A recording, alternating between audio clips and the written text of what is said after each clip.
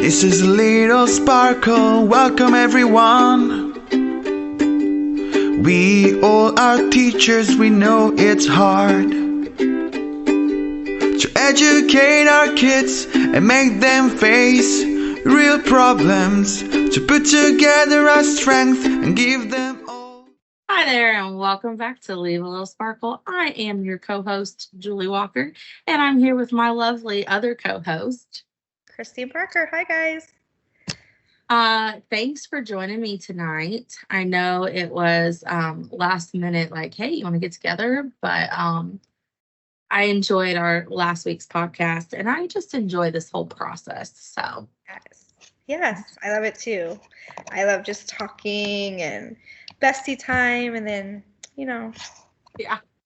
I highly recommend people do something like this with a best friend. Like, it doesn't have to be a full podcast, but it could be like scheduling a Teams meeting with your best friend, because like then you get to hang out in the comfort of your own home and it's so fun.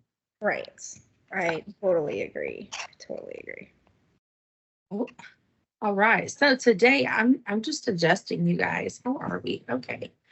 So today is kind of the follow-up, if you will, to last week's episode, where we are talking about things that happen to teachers. We're just talking teachers, right? So last week we talked about some teacher abuse, and I got some really good feedback. I did have a couple people reach out and be like, I don't think people understand just how much this is abusive, and allowing people to talk to us in certain ways. And so I definitely wanted to kind of talk about that a little bit. And I think I see kind of both perspectives. I think we kind of touched on this a little bit last week. And just like we see both perspectives when it comes to a lot of things. And I think we definitely, as a group of people, are probably the most stressed group of people. And it's funny because like the higher up you go, I feel like the more stressed you are, you just tend to deal with it a little bit differently, maybe a little bit better. I don't know. So yeah, so this week is teacher mental health. I'm going to broaden that, talking teacher mental health, to be a little bit more like talking educators health, mental health. You think that's a fair broadened? Yeah. So we kind of touched on this. I kind of touched on this, but educators, like, you go up, right? You go higher. You go from being a teacher to maybe a coach to maybe, there's different pathways. Like, you could go district and work on curriculum. You could go up and be one of those people that deals exclusively with parents when you're a dean. Which I could see you doing pretty well, to be honest. I just, you level with kids, so. And then there's, admin leadership there. There's above them where you've got regional supervisors and support coordinators, and like it's like an onion. Right. Never ending onion of different layers of support, different layers of leadership. And I think no matter where you go in the district, and I just want to acknowledge everybody right now, is that no matter where you go in the district, whenever you're working with kids, it is high anxiety, it's high stress, it's high for all of the mood and mental disorders. Would you agree with that? Oh, yeah, absolutely. Yeah, it's funny though, because just, therapy, I love therapy. But like years ago, I realized that the higher up people go, the more successful people are, the more they take care of themselves. Mm-hmm. They like schedule it out. They put it in their schedules, and they like, I'm going to go run for 45 minutes on, this day at this time. And there's no taking away from that schedule. And I think, like, I guess that was kind of eye-opening to me when I had that discussion with my therapist, because I don't schedule any self-care. Like, it's on a whim. Yes. I mean, not that I don't ever give myself self-care, but it's like I said, it's on a whim. Like, oh, I have 30 minutes here. Let me go put a pore strip on. I love you. I mean, yeah. Or like, I haven't done my nails in forever, but, or like, oh, I've got 2 hours to kill tonight. I'm going to do my nails. Yes, it takes me 2 hours to do my own nails. It's a whole thing, but You're good at it though. See, I would never be able to do that. So aggravating. But I think it's my left-handedness though, because we'll blame that for Yeah. sure. yeah. No, yeah, it's a left-handed thing.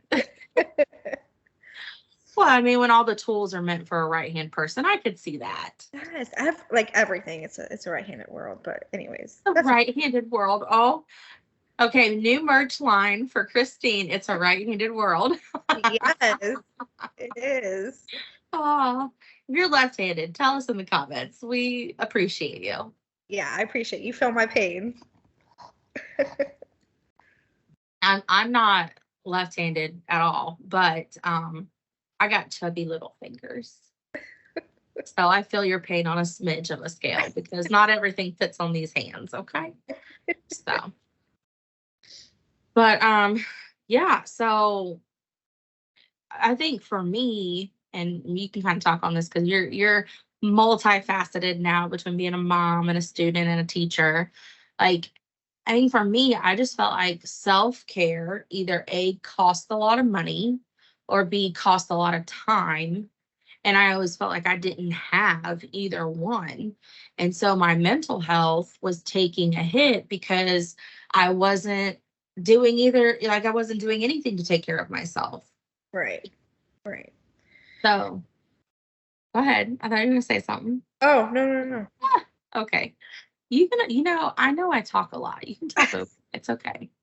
Oh, I know. You know I will too.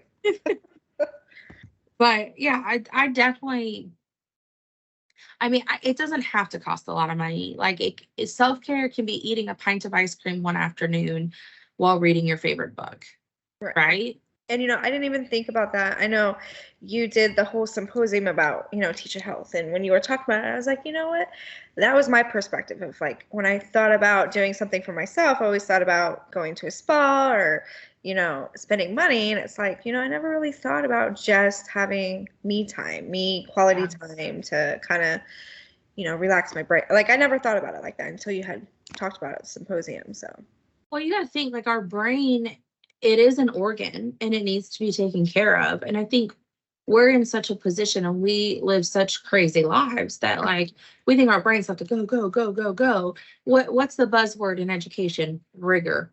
Right. We don't ever just slow down. Mm-hmm. I mean, my slow down time lately has been playing Monopoly Go, not a plug, and I'm not paid by them. Me too. But even that is go, go, go, right? Like there's no relax there. Right. And I don't know about you, but one, I would feel guilty if I took that much time for myself as a mom. Right. I just, and then two, like I get bored after so long. Yes. So being quiet and being still is just not of my wheelhouse. Right. Right.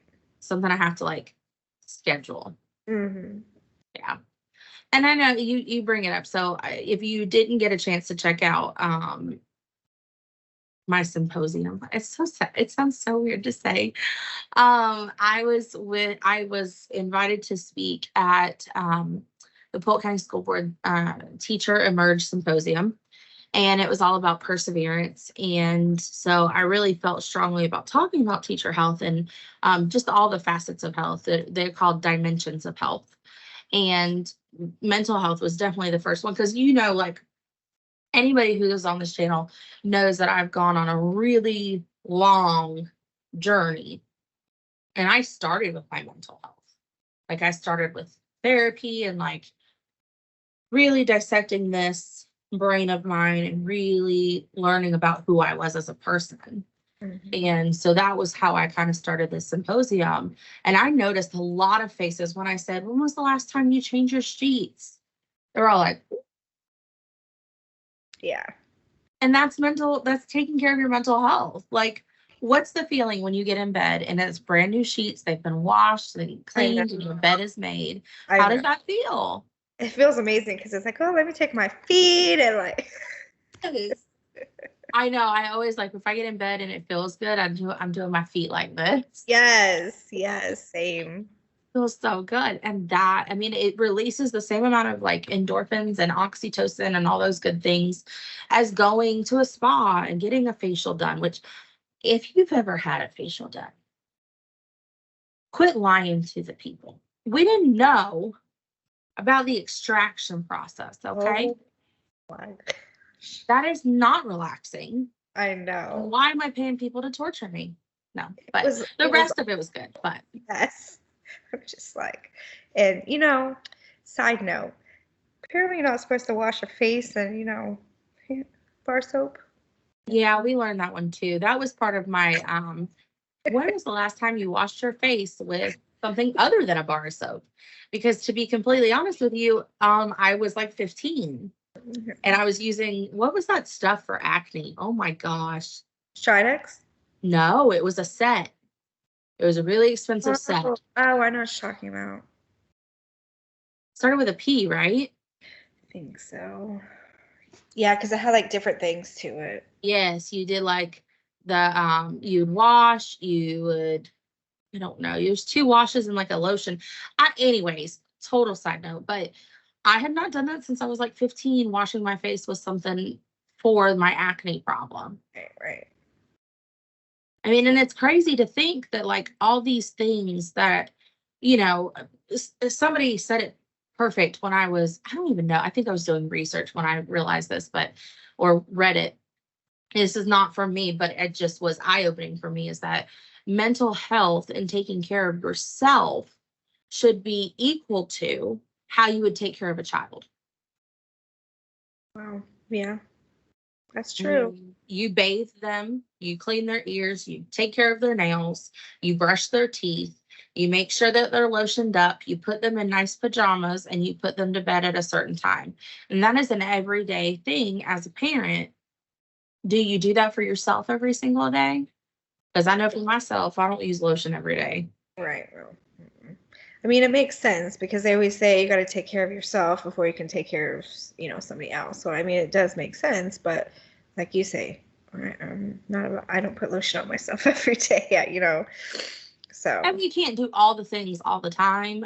And I mean, I have touched on this before, but I'm terrible at a routine. It just doesn't happen in my household. Like, I think I'm getting better. Like I have somewhat of a routine in the mornings now. It is the late person roll out of bed way too late, but it's a routine. Okay. So I'm bad at a routine. So there are things that I do every once in a while that I don't do every single day. Right. It's just not feasible for my lifestyle, Mm-hmm. So I'm sure we all feel like that. We all have those mornings that are like, oh, crawling out of bed. Now, disclaimer, because if you feel like you are constantly overwhelmed and you are constantly not able to take care of yourself, you need to seek out treatment. It just no matter what, you need to therapy, doctor, whole gambit, get some blood work done, check on your levels, make sure you're okay. But for those everyday blues, I think mental health can be taken care of by helping take care of yourself. Right. And I think therapy is such a, what's the word I'm looking for? People don't like saying that. And they feel like, stigma. Yeah, there's the word. Sorry, long day. And they feel like if they go to therapy, that, they're going to be judged or, they just have this, stigma like, oh, therapy's bad. No, therapy is good. Therapy's great. Yes. I never want to talk about other people's mental health journeys, but for myself, I've been in therapy with the same lady since Xander was born, and he's 6 now. I noticed a lot of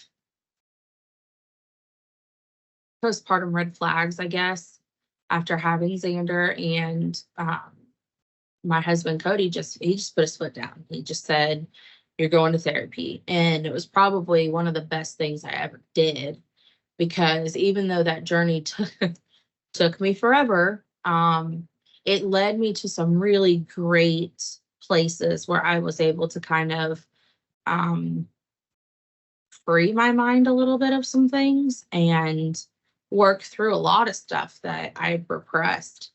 Yeah. And it's funny because, as you do your research and you learn about certain things, and I find biology and psychology and all of that really fascinating. I just always have.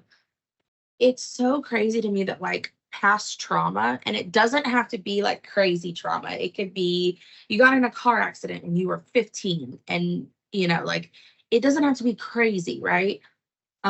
Past trauma can actually physically hurt you, physically alter you in some way, or make things really, really difficult for you.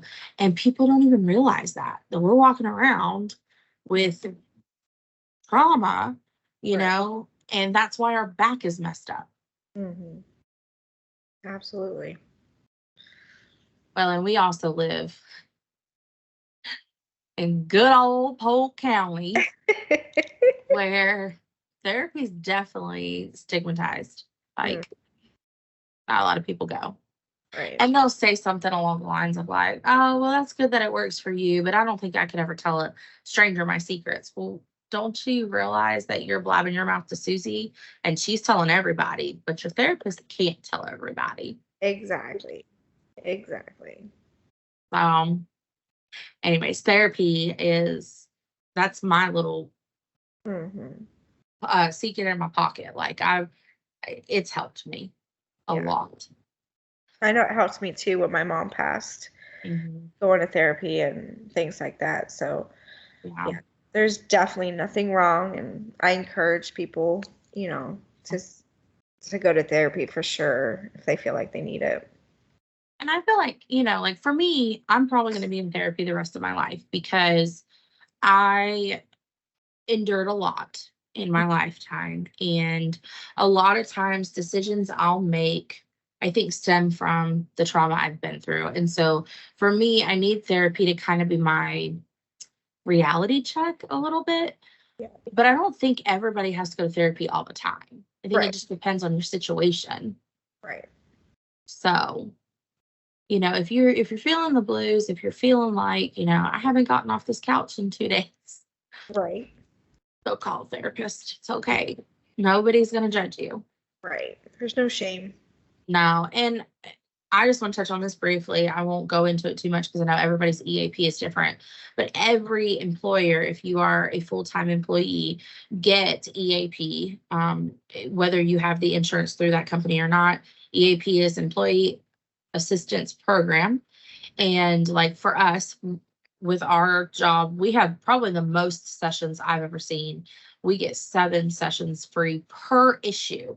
Mm. Now, I don't know the language for every single job, um, but, like, I know, Publix gives you 3 sessions, which I don't know how you get to know somebody in 3 sessions, but you get 3 sessions free. So utilizing that makes therapy not expensive anymore. Like, it takes that away. Mm-hmm. And you can usually, if you and your spouse work, you can usually use each other's EAP as well. Yeah. And that's the little disclaimer there. Use it. It's there for a reason. Right. And it's free. Yes. Why would you not use it? Right. So, okay. So when we talk about mental health, we talk about taking care of yourself.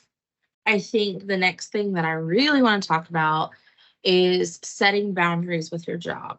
So this is going to look different for everyone, right? Like, my boundaries are not the same as your boundaries. Mm-hmm.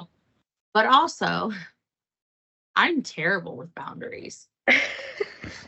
Like, I'm not going to lie. Like, people walk all over me all the time, and I have a hard time saying something like, "Oh, that goes against," I can't do it. I eventually get to a point where I put up a boundary because I'm tired of being walked all over. But You have gotten better. You have gotten better. I think as I've gotten older, I've Right. just stopped caring. Right. what people are gonna say, because at the end of the day, they're not my boss or they're not whatever. Like, what does it matter, you know? Right. Um, but I definitely did have boundaries set up when I was still in the classroom, and I'm starting to figure out what my boundaries are now as a literacy coach, and I'm starting to put them up. So, um, so like my first boundary was always, I will stay, like, for me, it made me feel better to stay 1 day a week.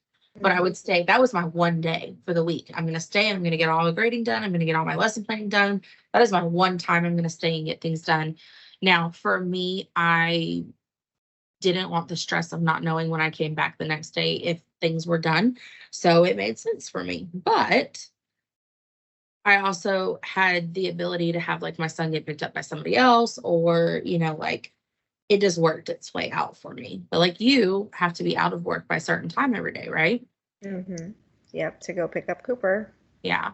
That's not saying you're not going to work on things when you get home. You might, you Right. probably won't, but you, but you could if you wanted to. But that's totally up to you. Like, I need to really work at a certain time, and that's the end of that.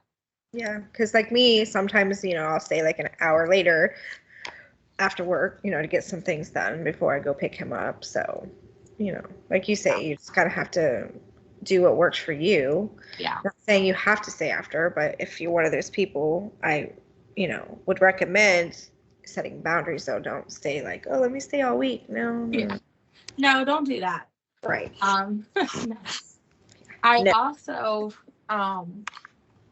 think it's okay to say no sometimes. Oh yeah, absolutely. And Like I there are things, like if it's not going to work in my schedule because I have 4 assignments due that day. Okay, for me, my assignment would be due that day. Sorry, but it is true. So if I have 4 assignments due that day and somebody needs me to stay to do something, I'm sorry, I can't. right. Or I'm sorry, I can't today, but I can help you tomorrow. Or, like, don't put yourself in a bad spot because you're going to end up resenting that person in the long run. Just say no. And it's okay to say no. Like, Hmm. and don't feel bad for it. Like, you have stuff to do. Yeah. Um, let's talk about emails. So, I have my emails get turned off at, I think it's 9 p.m. I don't get anything from 9 to 6 a.m. And that to me was like saving my mental health, because after 9 I'm done and I don't need to. I really should say after 3:30 because that's when I leave, but I don't do that because I'm not that person. However, okay, I turn my emails off at a certain time. And if I feel like an email can be answered tomorrow, it's not like pertinent to right now or something they need first thing in the morning, I will wait to answer until the next day. I'll flag it and then I'll wait till the next day to answer it. And some emails, I'm not going to lie to you, some emails I'm not going to read that night because I know it's going to make me flustered or upset, and I save it for the next day. Right. Yes. And I'll So, admit, I don't have anything set of mine. I usually just check the email because I want to, not because I have to, but just because I'm like, oh, let me see. And like you say, if there's something like, oh, I know that's gonna make me mad, I'll save it till tomorrow. yeah, Yeah. I think we're only human, and I think a lot of times, and this is part of the work I've done on myself for a long time, is that sometimes we take things to heart when it's not meant to be taken to heart, or maybe it was meant to hurt my feelings or be taken to heart, but that person or that situation is either A, they're wrong, Mm-hmm. or B, like that's because of their attitude and how they're feeling. And I need to let them sit in those feelings, and I need to not respond in my immediate response way. Right. So, it's okay. Like, and I always set up, these are my office hours. I always told that to my families. And then I also always, please give me 24 hours to respond. That was always the thing. And 24 working hours. Right. Because don't, no, no. Um, but anyways, neither here nor there. But I did still try to answer in any way I can. And then Also, I kind of always had this rule when it came to like mad parent emails, is I tried to put myself in their shoes first and see if I could understand where they're coming from. Because sometimes, I'm not gonna lie, with my sarcasm, with the way I was with my kids, like I might have hurt a kid's feelings here or there, and not intentionally at all. But I always tried to just put myself in their shoes and been like, okay, that's their baby. And no matter what, that's gonna always be their baby. Why are they feeling this way? And I'll tell you, there's been a couple times I've apologized to a parent because at the end of the day, I was wrong. Mhm. And usually that conversation went just fine because I acknowledged I was wrong and I apologized. And then there are some times where I would reply, that parent would want to go back and forth, and I don't do back and forth. I'm going to say what I have to say, and then we're either going to have a meeting about it or I'm not going to keep replying. I'll let my boss handle it at that point. So it's just setting your boundaries and understanding what you can handle. Mhm. I can't handle going back and forth with people because it just angers me. It angers me that I should have to go back and forth, that I'm being that disrespected, that I can't even be listened to. Right. I'm not doing it. Right. So, I'm the same way. It's like I'll think of something nice to kind of be like, okay, well, mhm. thank you for bringing it to my attention. I apologize for any inconvenience. Have a great evening. And then it's like, I'm done. And even if they respond, it's like, nope, I'm done. That was my way of telling you. Yeah. And I mean, that to me, like I know we talked about teacher abuse last week, and we didn't even get into physical abuse that's been rampant in this country lately. But, just the verbal abuse from parents has really set me on edge as a parent Mhm. to be so careful about what I say and how I say it, almost to the detriment of my son, because there's a lot of things I don't say that then he comes home and he's upset about stuff. And, like I try so hard not to be that parent. But at the end of the day, like we should still all be a team and we should still all be working towards what's best for every individual kid. Now, are you going to have parents that are absolutely crazy? Yes. Not going to lie, you are. But at the same time, like if you're not self reflective and you don't check yourself first, that's an issue. And then if you don't put your boundaries in place, like I'm not answering you at 9 p.m. at night, and I am not going to go back and forth with you, then you are setting yourself up for having anxiety, for having mental health issues, because you have allowed this person to creep into your soul. Right. And that's what it comes down to, is like they are living, as the kids now say, rent free in your brain. Right. Save your brain, charge people rent. Right. Don't give it to them for free. Mhm. So that's my little high horse on boundaries. I think it kind of goes both ways. Like you have to put up your boundaries for parents, but you also have to put up your boundaries for coworkers. Mhm. You have to put up your boundaries for your bosses. Like, and I will say, I don't think I've ever really had, I take that back, but it was a while. It was a long time ago.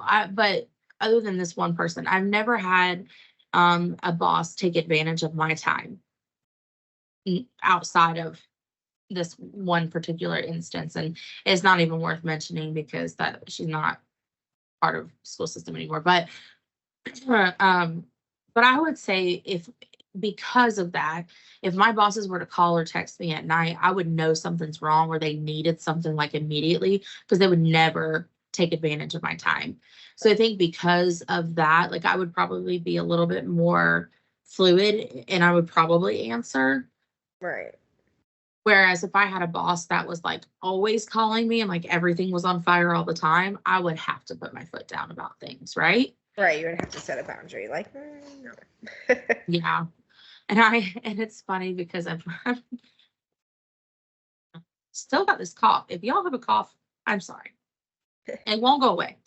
So my husband moved up in his company, Publix, which Publix is amazing. And I feel like I'm obligated to say that, but I do love Publix. Okay. There's the disclaimer.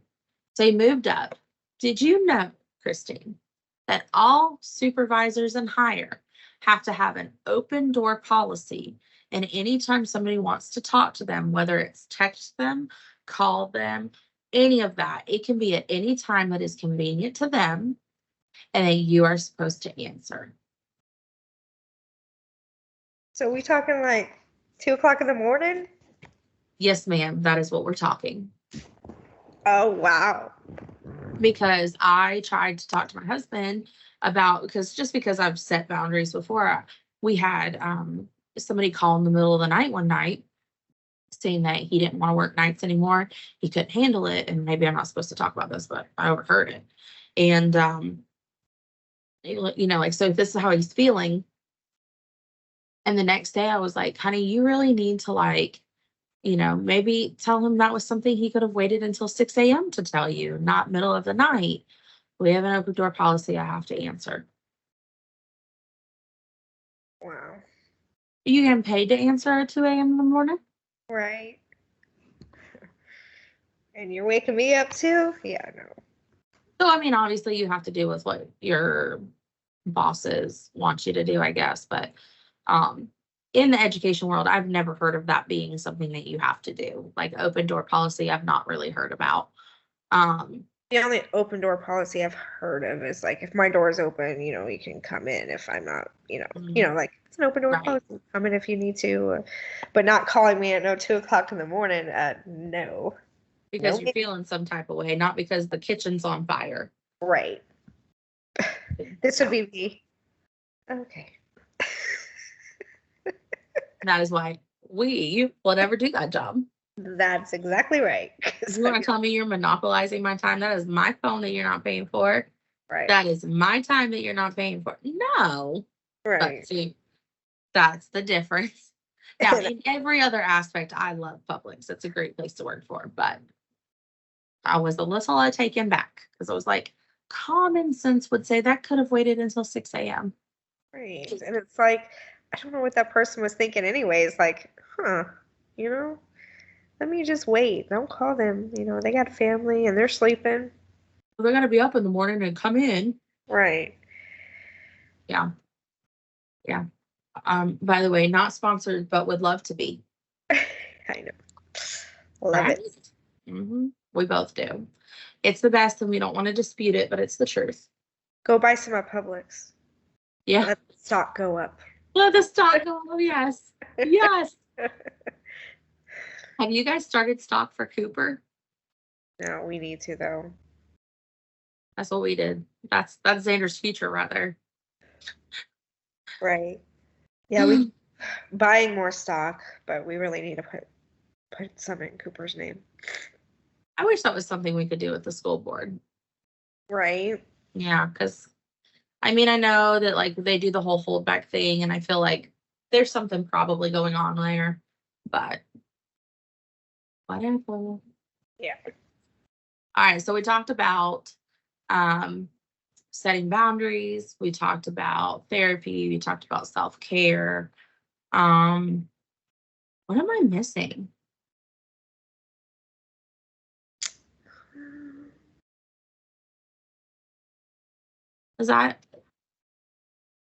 I should have brought my notes in here so we could talk about them, but I don't know. I would just make sure, like you said, for mental health is do something for yourself every day. yeah, I touched on that. But it it's can be small. It doesn't have to be crazy. right. And I know you had mentioned this about like playing a game, even if it is Monopoly. Hey, you're doing something for yourself though. Yeah. Yeah, absolutely. Just don't neglect like your bodily function stuff and Right. like brush your teeth, take a Right. shower every once in a while. Right. I'm not gonna lie, I do not wash my hair every single day. Some I people don't. can't. I can't. My hair is too Yeah. thick and it's a Yeah. whole so If I wash my hair every single day, it gets really greasy, and you would think that would be the opposite, but yeah, it does. So I have to be very careful about that. But I mean, I have an ingrown toenail right now that I probably should be taking care of. That's self-care. Yeah. But so, this was where I was gonna go with this. That's why I was. If you believe in God, which I believe in God, and it's kind of a big part of my life, and it has been part of my journey over the last however long.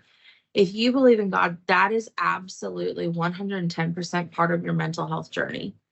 And if you are feeling distant from him and you aren't putting the time and effort into that relationship, you need to be for your mental health because it does help. And I haven't told you this yet, but I actually invited my pastor. So we're going to be having Talking Teacher Faith on here in a little bit, which is also somewhat a tribute to your mom because your mom's name's Faith. And so we'll, kind of talk about, I want to talk a little, if you'll let us, I want to talk a little bit about the fact that she's absolutely your son's guardian angel. So Yes, she is. so, but yeah, so Talking Teacher Faith is coming up soon. We have, check out our website. If you are in Florida and you are looking for resources for the best benchmarks, I have a ton of stuff linked on my Teachers Pay Teachers currently. And did I pull it out? I have this resource, which is actually like it's bound and printed and everything. This is what I gave out at my teacher symposium. And my niece and I actually worked on it. She's kind of a fitness guru, if you will. So we kind of just worked on different pages that teachers could need for different parts of their mental health and like, my food, which I don't eat anymore, but that's okay. So, yeah, so if you're interested in this, it'll be linked on today's, oh, excuse me, guys, it's late on today's podcast. I will definitely have it linked. And if the $20 is too much for you, let me know and I can send you a couple pages to get you started. I do like that this is bound and ready to go because it'll go with me anywhere. I don't have to keep it. I don't have to keep printing it and stuff. So, you have anything else you want to share with our friends today? I don't think so. I think we pretty much covered it all. Okay. Well, thanks for joining us. And if you have anything that you would like to see, Talking Teacher something, fill in the blank, let us know, comment below, tag us, and we'll see you on the next episode.